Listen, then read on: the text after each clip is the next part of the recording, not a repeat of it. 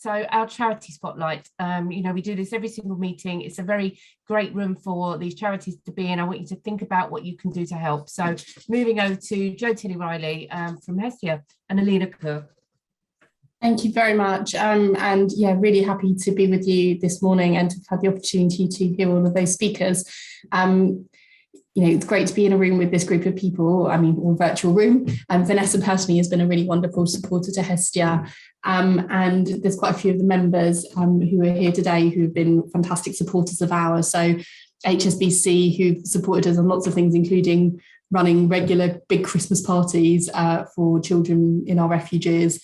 EY, who've been a real leader in their kind of employee response to domestic abuse, and Barclays, who we've worked with on a number of initiatives, but whose funding during the pandemic helped us to develop digital interventions and provide tech to people in our refuges so that they could continue doing kind of online learning and engaging in different ways.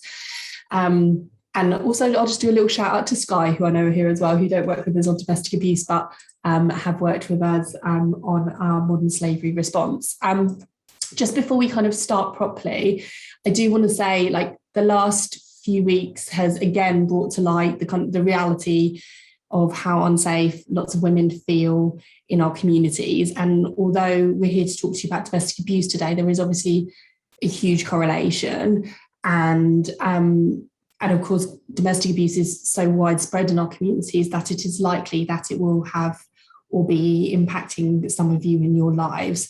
So I do want to start by acknowledging that, and that if any of you find anything that we're saying upsetting or triggering, please do feel free to step away from the screen, take a moment to yourself. And I'm also just going to post now a telephone number to our advice line, which is staffed by specialist independent domestic violence advocates. So if you feel you need to speak to somebody, please do just pick up the phone and call.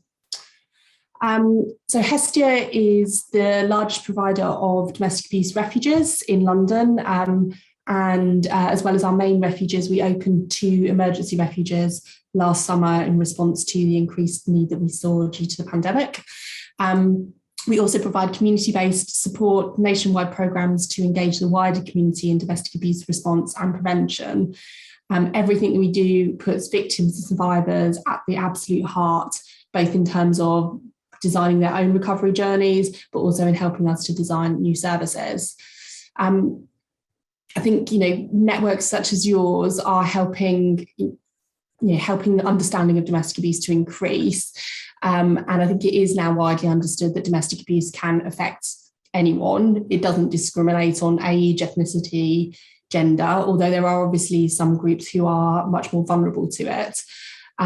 But beyond that, at Hestia, we really believe that domestic abuse is not something that should be just left to the police and specialist charities to respond to. We believe that we all have a role to play in responding to domestic abuse and tackling it and in ending it, both as kind of members of the community, but also as businesses and employers. So we haven't got a huge amount of time today, but first of all, I'm going to hand over to Alina, who's part of our operational team running refuges and our community-based work. She's going to talk to you a little bit about what we see every day, supporting thousands of victims of domestic abuse each year, and in particular, the huge numbers of children who are often with their mothers when we're providing support. Harriet talked earlier about how tough it was for all of us mums with our kids at home during the pandemic. But you only have to imagine for a second how it was for women in our refuges who were in one room with 2 or 3 children, also trying to provide homeschooling, as well as dealing with the trauma of having left the abusive relationship. So she's going to talk to you a little bit about that. Then if we've got some time, I will talk to you about Safe Spaces, which was a partnership with businesses across the UK, launched in lockdown to make sure that victims could get access to support. And then I'll talk to you a little bit about some of the other initiatives such as Bright Sky, and I'll work with employers, including everyone's business in response to abuse. We'll see how much we get through. I might end up having to just give you some links to some of those things. But Alina, I'll hand over to you now. Thank you, Jo. Hi, everyone. Lovely to meet you. As Jo mentioned, Hestia is one of the largest providers of refuge support in London. We supported over 3,000 survivors of domestic abuse last year through refuges and our outreach services. The average length of stay is around 6 to 9 months, depending on need, and we provide emotional and practical support to rebuild the lives of our service users. Before the pandemic, our refuges were always full. COVID has brought a huge increase in the cases and their complexities. Our fundraise Move On Fund has supported over 50 women in 2021, helping them to set up new homes and allow us to take on new referrals. I'd like to share a story with you. I'm going to call our service user V. So this is V's story, just to give you an idea of the support we provide and the experiences of our service users. So V arrived at the height of the pandemic with her 5-year-old daughter. She'd endured abuse her whole life, and this included domestic abuse, sexual abuse, financial abuse, and honor-based violence. She was very controlled by her partner. She was pregnant, and the abuse she endured that night by her partner caused her to have a miscarriage. Research tells us that domestic abuse often escalates within pregnancy. All the violence was witnessed and the abuse by her daughter, which had a profound effect on her well-being. The police were called, and in turn, our domestic abuse referral line was called. Just to add that during the pandemic, calls to the referral line increased almost 300%. V arrived at our emergency refuge with her daughter. She spoke very little English. She had no bags or belongings. Everything she owned and knew was left behind. Her daughter was extremely withdrawn. She was very clingy, and we noticed that she was behind on her development needs. And this is often the case with children who have experienced or witnessed domestic abuse. However, with the support from our children and family workers, we saw the daughter's confidence slowly grow. She started speaking, and she was becoming and behaving more like a child. And this was amazing to see. At Hestia, our services are co-produced, and this means that they are designed with service users for service users. That means their needs are central to the work that we do, and they shape their own recovery. Sorry, I've just had a message pop up on my screen. Give me a second. We take a child-centered recovery approach, and that's where we believe that children are victims in their own rights and not merely witnesses to the abuse that they grew up with. At Hestia, we've advocated extensively for amendments in the domestic abuse bill, and we're really proud that children are now recognised as victims in their own right. Research has shown that 59% of children who grew up around domestic abuse will go on to develop a serious mental health condition, and this includes depression, anxiety, and even PTSD. We practice what we preach, and what this means is we have dedicated children and family workers in every refuge, all of whom are fundraised for. And this is in addition to our local authority contracts. These amazing women provide emotional and practical support to help our children, up to 200 children at any time, to process and recover from the abuse they've endured. We are piloting at the moment a well-researched therapeutic program for children called EMDR therapy. This is a phased, focused approach to treating trauma and other symptoms by reconnecting the traumatized person in a safe and measured way by a trained therapist.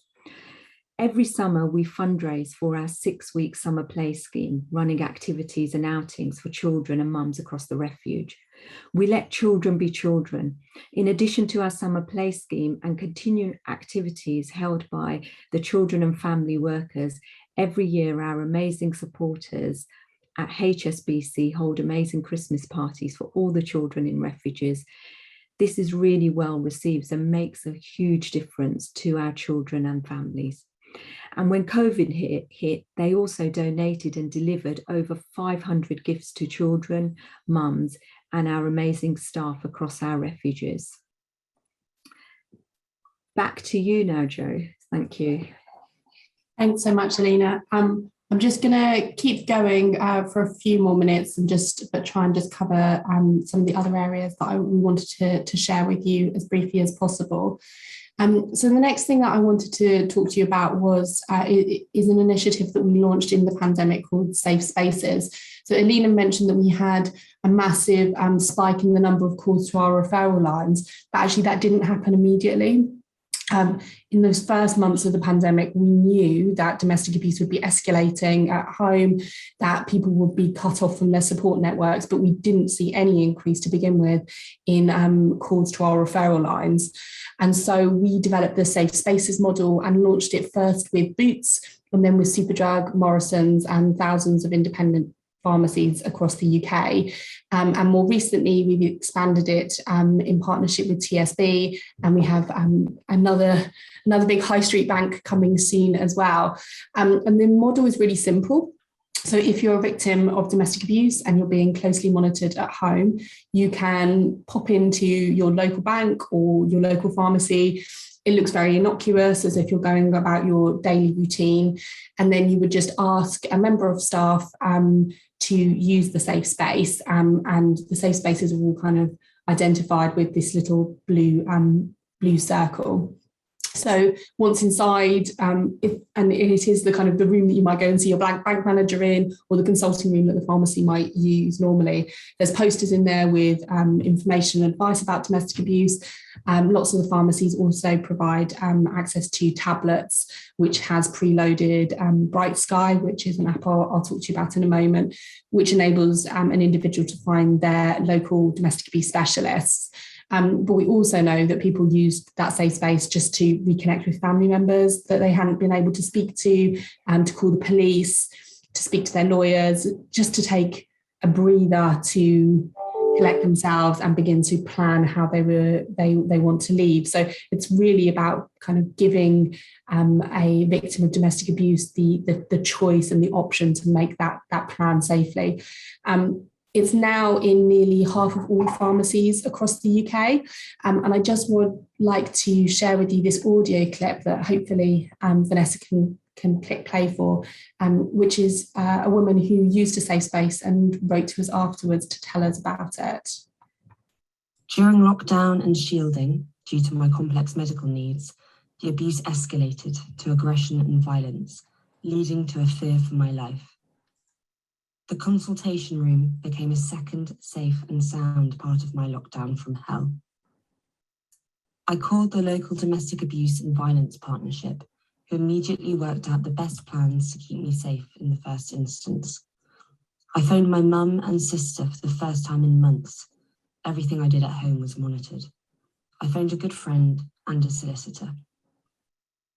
Over the weeks I used the safe space, I developed a plan to get the abuser out of my home. Last week, I got him out of my home, had the locks changed and boxed all his things. I'm beginning to feel safe in my home again, but without the safe space, things could have been very different and far, far worse. Thank you for playing that. Yeah, that's just one example of somebody who used one of our safe spaces. And I particularly wanted to share this initiative with you all because I think it's a really fantastic example of how businesses can use their assets. So all of those pharmacies were open during the pandemic. They had that space and they had those staff on site and partner with specialist organisations like Hestia to respond to these issues and to really make an impact in local communities. So as I said, safe spaces are now in half of all pharmacies across the UK and all TSB branches, and we're hoping to expand it. We really want safe spaces to be available for every victim of domestic abuse local to them on their high street.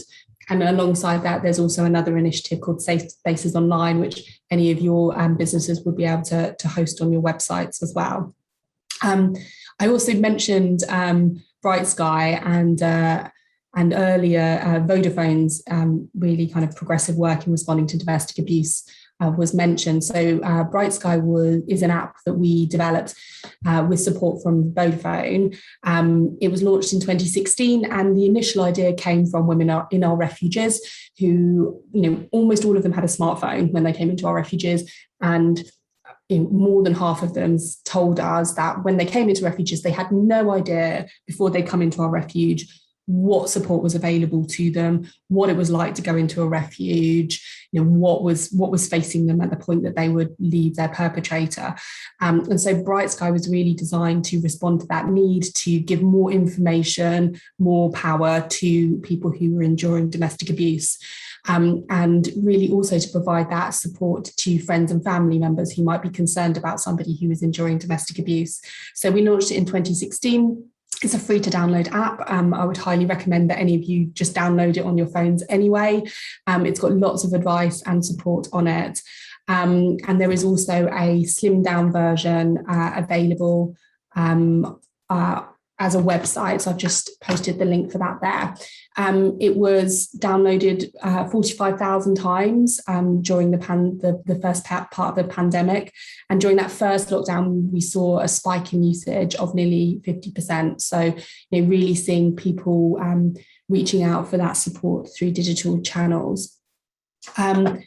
And we are now seeing lots of businesses proactively installing Bright Sky on all of their employees' phones, so that any employee who might have a friend or family member who is enduring domestic abuse would have at their fingertips the right advice and support. Because we really believe that the key to tackling domestic abuse is for all of us to be able to do the basics, to be able to believe somebody if they tell us that they're experiencing domestic abuse, to feel confident in responding to that really simply, but also to not feel like you have to be the specialist, to be able to direct somebody to that specialist support that is available from charities such as Hestia, but there's many others across the UK as well. And finally, I just wanted to mention our work with employers.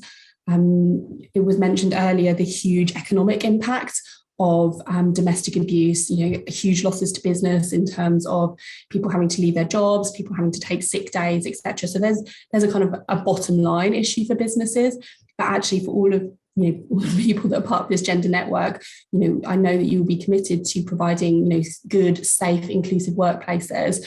And so actually having really clear domestic abuse responses within your workplace is really critically important. So we've been working with businesses across the UK to support them in that, helping them to develop good policies, supporting them with training of staff, developing networks of champions, a whole wide range of things, as well as providing specialist IDVA support to employees.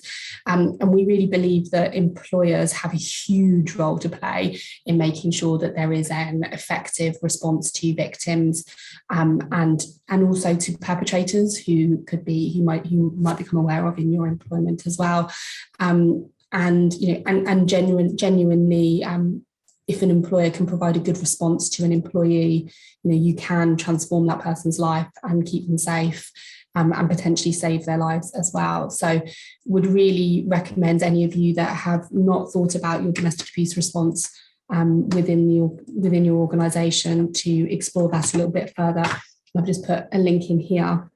And I also just want to also draw your attention to the Respond to Abuse app and telephone advice line that we offer, which is for any employer. It's free to access. We have some government funding to support us in delivering that.